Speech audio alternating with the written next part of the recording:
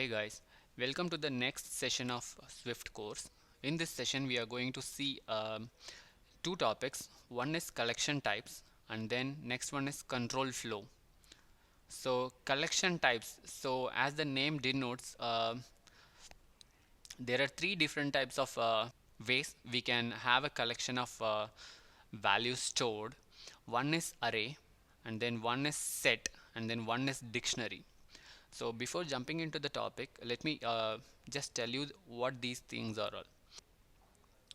Array is nothing but a collection of same type of values. So for instance, if you want to store uh, 10 student names in a single variable, then you like the names will be in the form of string, right? So what you will do is you will declare a variable with a data type of array of string, and then you will store 10 different names in that particular variable.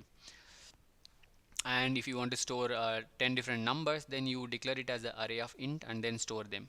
Likewise, whatever data type you want to store, you can just declare it as an array with that specific type, and then you can just store those types of data. And then the next one is set.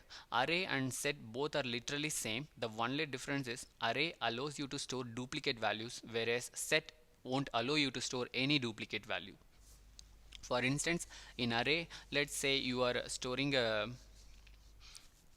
um, number like 1 1, and then if you try to store in set, it won't allow. So let's do one by one. Well, let's say you want to store 10 names in a variable, um, and so let's see how to declare an array of string. So to do that, let put a name for that constant. Let's say names. When I say names, it means that we are going to have multiple name in that particular constant, right? So yes, so to do that, use open a square bracket and then close it, and then within that square bracket, since we are going to store multiple names, and the names are obviously going to be a string data type, so Ram, Raj,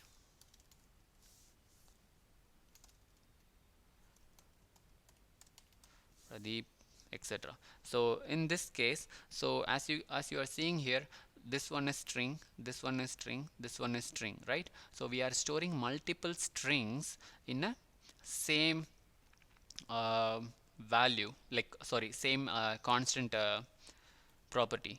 And if you try to store integer in that, then it won't allow, because like you are storing multiple data types in a single, you are trying to store multiple data types in a single variable, so which is invalid.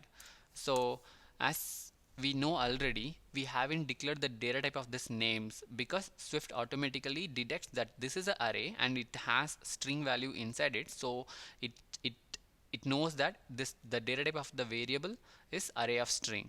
So in case if you want to manually type annotate it, then what you have to do is put a colon there, then array to denote it as an array, use a square bracket, and then since we are storing string inside it, set the data type as string. So likewise, if you want to store numbers in an array, let's say marks, how to do that?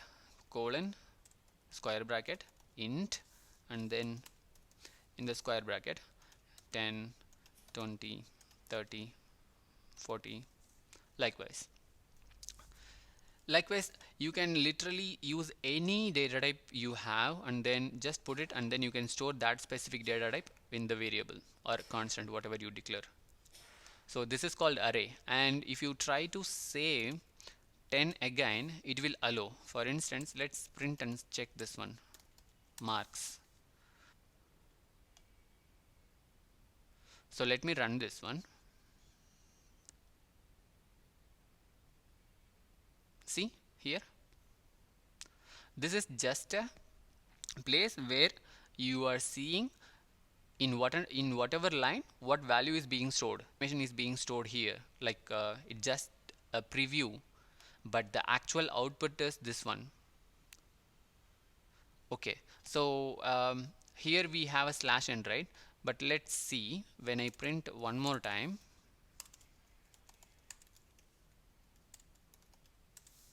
Let's see what happens. This line should have come here, right? But why it is coming in the next line? That is because this slash n.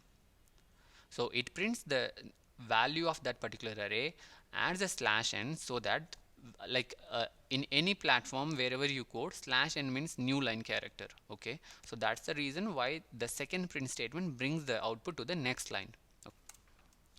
Okay, so we know how to print or how to declare a array, right? So let's try. Yeah, so one thing I forgot, like as you can see here, we have 10 here and then we also have 10 here, so which means we have a duplicate variable, like a duplicate value in this array. But let's try to do the same thing in set. So let marks 1 equal to 10 comma 10 comma 20 marks 1. But now we want to declare this as a set, right? So you have to go and manually set it. Set of int.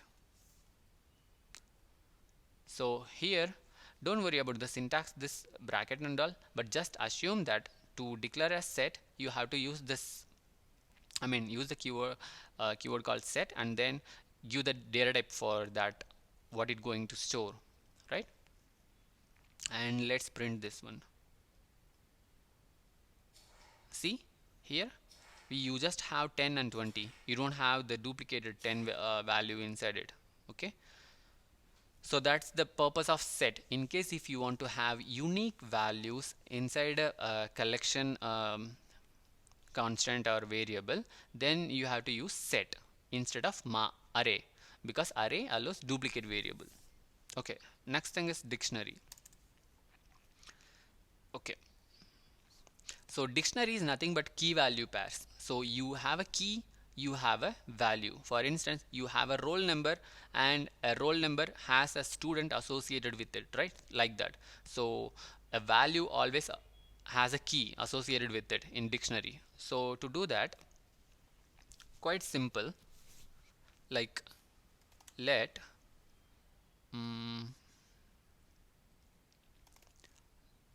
rank equal to the same thing like array, but the only difference is, as I said, this dictionary means key value, right? So first set the key like first, and the value is going to be, like, in order to get the first ranking, let's say the mark, we need the mark of 450. Okay, and then so this is the key colon, this is the value. That's how we this colon is used to separate the key and the value. So this one is one key value pair, and then if you want to add the next one, put a comma and then second one, second, and to eligible for second ranking, let's say we need 400, and for third, let's say we need value of 350, like this. So this is called key value pairs. So, and the data type of this ranks is dictionary, and the let's print this ranks variable and see. Print ranks. You see here, second 400, first 450, third 350. Okay. Okay, so now how to manually go and type annotate this one? As simple as that, like put a colon. To set the data type as array, we saw that we just did this, right? But we know that this one, the key is going to be string and the value is going to be integer, right? So we know that already. So what we can do is, and how we are separating the key and value, colon, right? So the same applies here. Key is string and value is int. So that's how we type annotate a dictionary manually. Okay, but even though if you don't do this, because of that automatic type identification, Swift automatically knows the data type of that one. Okay, but if you want to manually do that, then this is how you do it. Okay, And for instance, let's say at some cases, let uh, rank holders. Okay, so which means um, rank is going to be integer, and then name is going to be string, right? So in this case, what we will do, the key is going to be integer, so which is 450, whereas the value is going to be name, which is string, the same. And then 350, sorry, 400 is going to be Raj. So like this. Okay, these are all the collection types we have. So array, set, dictionary. Array is just to store same data type, multiple values. Okay, you can store multiple values with the same data type. Whereas set, you can store same data type with unique values, no duplication allowed. Whereas in dictionary, it's just a key value pair. Okay, you can store uh, like the key should have always match the data type you set here, and the value should match always the data type you set here. Okay, but you can't just go and set like 350.05 because it's a float, right? So it won't allow you.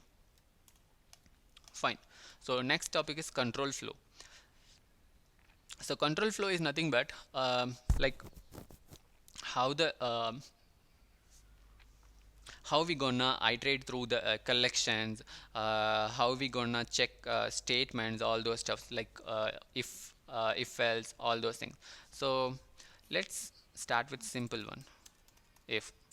So in the previous course itself I had told like if statements, but let's check it one more time. So let's say you have let marks equal to 4, sorry,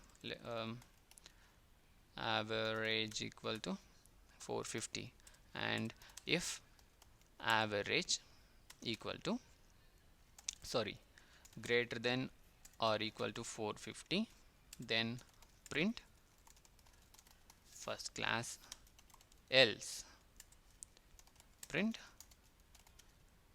second class. Okay, fine. So this is if else.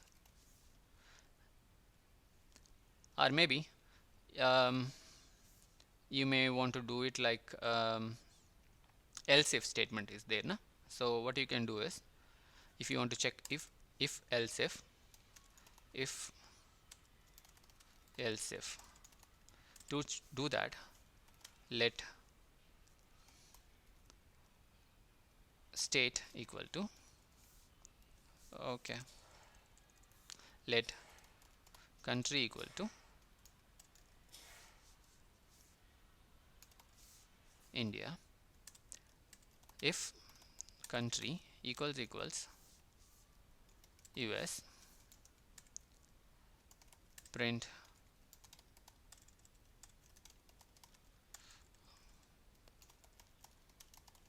United States, else if country equal to India, like IN, then print India, else other country, right? So we know what is if, we know what is if else, we know what is if else if. Okay, next, foreign. So foreign is nothing but iterating through collection values. We have names here, we have marks here. Nah? So let's assume that we want to print all the names inside this names variable. Okay, so what to do? For,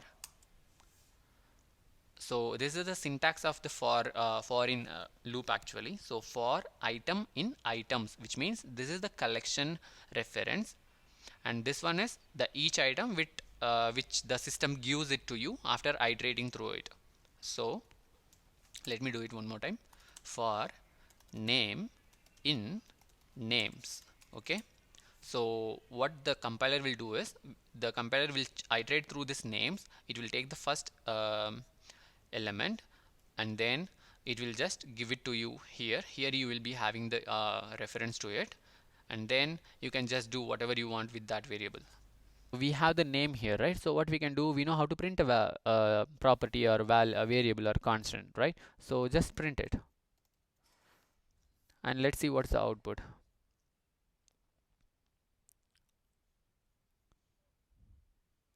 You see here? Okay, so before that, see here, if the average is greater than or equal to 450, then it printed first class. Then since the country is IN, it first checked the country matched with the it tried to match with the US, but it failed. So what it did was it went to the next if statement, and then it tried to match it with the IN. It matched, then it printed, and then since it's printed here, it won't go and look for any other if else statement. It will just get out of that statement. Okay, so yes, so after that, so try to print the name value here, and here is the output. So it printed Ram, Raj, Pradeep. Okay, so it takes the 0th value and then first value and then second value. One important thing which I forgot to mention you here is arrays indexes are always start with 0. Not only in this Swift platform, in any language you take it. Okay, so here Ram takes the 0th position, Raj takes the first position, and Pradeep takes the second position. So the size of the array is 3, whereas the maximum index is 2, because we are starting with 0th index. Okay, right. So we know how to print an array. Let's try to print the set now for mark, right? So mark in marks1, print mark. Okay, and the same, nothing, I mean there is no difference between printing an array and printing an set, because both are all collection type, right? So you just follow the same thing. Next, let's see how to print a dictionary. So for item, or to be more clear, for key value pair in what's that, ranks, right? Ranks, right? So we got the key value pair, which means we have a key and we have a value here. So let's try to print it. Print key is, let's use a string interpolation, key value pair dot key, and value is key value pair dot value. That's it. So let's print this. You see this? Key is second and value is 400. Key is first, value is 450. Key is third and value is 350. Right? Okay. So here we are, to access the key and to access the value, each time we are trying to use this key value pair reference, right? Why can't we just simplify it a bit more? What we can do is, since just because the data type of the ranks is key value pair, what we can do is, we know na, this ranks has a key and a value. So what we can do is, we can just declare like this, key comma value. So here you don't have to do anything, you just remove that and then use it. So Swift automatically takes the key, automatically takes the value associated with that particular key, and then gives it to you directly. Okay, so this is how we used to access the value in a dictionary, right? So we know how to print an array, we know how to print a set, we know how to loop through the collection type like dictionary and then access the value inside it. So this is the sample for in loop. So how about while loop? Okay, so we are printing the values in a for loop like this. Then what is the need of while loop, right? Why do we have a while loop? Because for loop, the one, like for loop and while loop are both are same. The only one difference is, for loop knows how many times it's going to loop through that collection variable before it starts execution, right? Because when I pass names here, for loop knows that this loop is going to iterate 3 times, right? But whereas in while loop, we should be using while loop when we are not sure how many times that loop is going to be. Okay, let's say I want to congratulate a student once his total marks reaches 400, and until then I want to keep on telling him he needs to improve his performance. So to do that, let's say the student has an initial mark of 100, where marks equal to 100, and each time when the student tries to write an exam, I want to give him 50 points. So okay, since we have already marks variable, let's declare it as a mark my mark. And now while my mark less than or equal to 400, which means until this point of time I want to tell the student that improve yourself, and let's print it once he reaches that goal.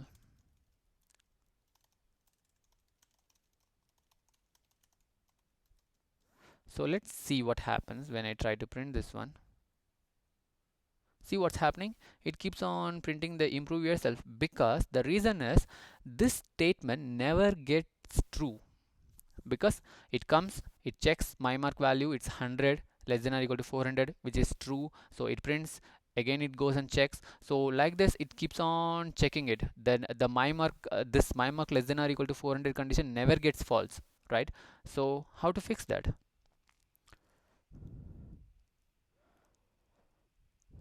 So let's try to run this.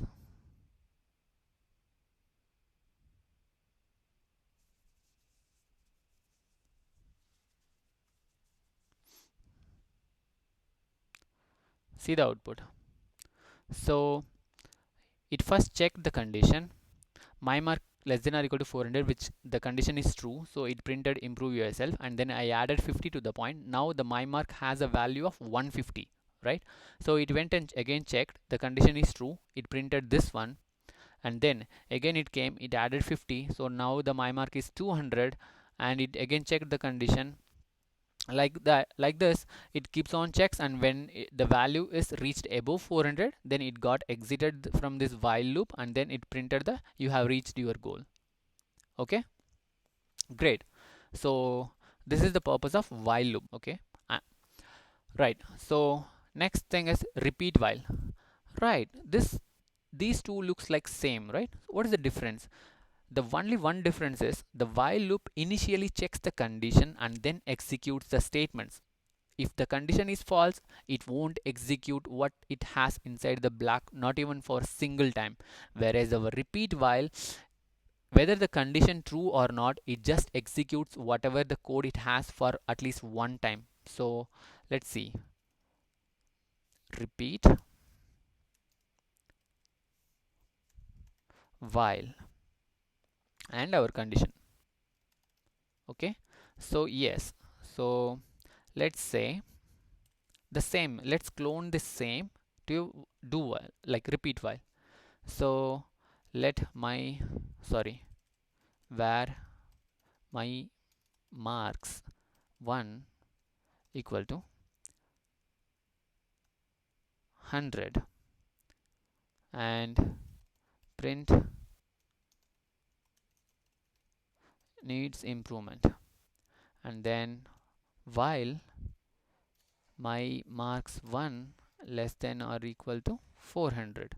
So it has to print needs improvement at least one time, and until the my marks 1 value becomes greater than 400. So let's do the same thing what we did here. Each time when I say needs improvement, let's give him a 50 point. So my marks 1 plus equal to 50, right? Right. So let's go on. I'm just going to comment this one for a while so that you guys can understand. So let's run this one. So it printed needs improvement, and then it added 50, and then when everything happened, what we have to do? We have to print you have reached your goal, right? right? So let's the difference I told now. So let's take the while loop and let's set the my mark as 500. So as per the theory, the while loop checks the condition first, and if it executes the statement only if the condition is true, right? So let's check this one.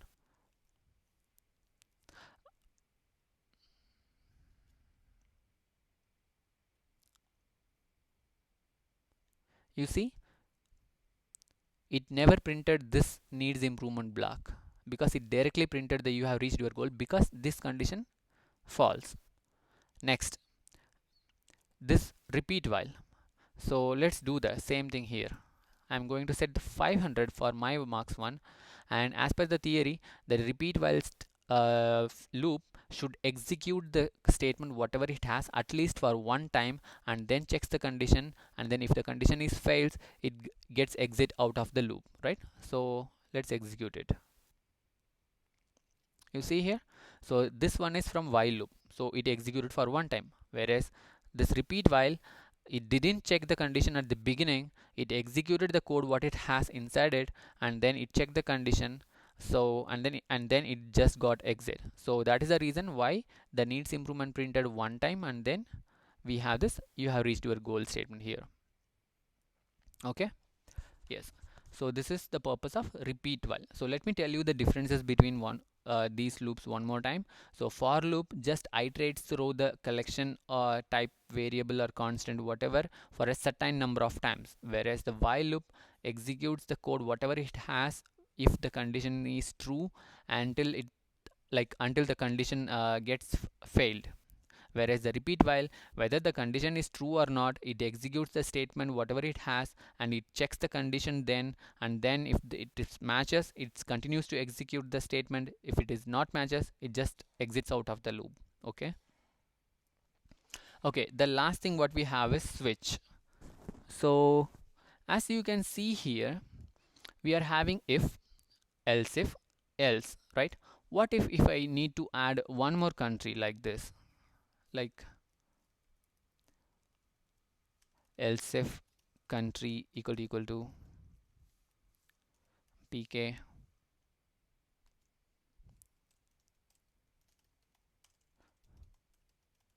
Pakistan, else if country equal to UK,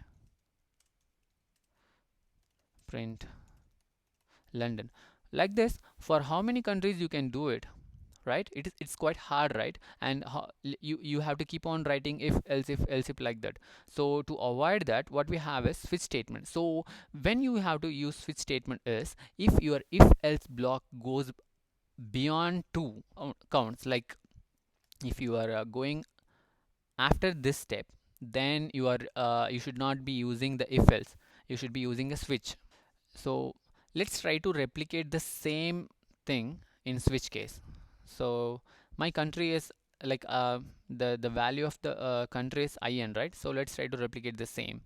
So switch country case, if it is a UK, then print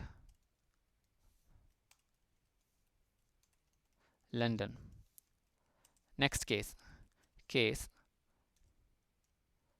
in print India. Case US, print United States. If we don't match with any of the cases in the switch listed items, then it should be falling back to the default case where you can write print other country.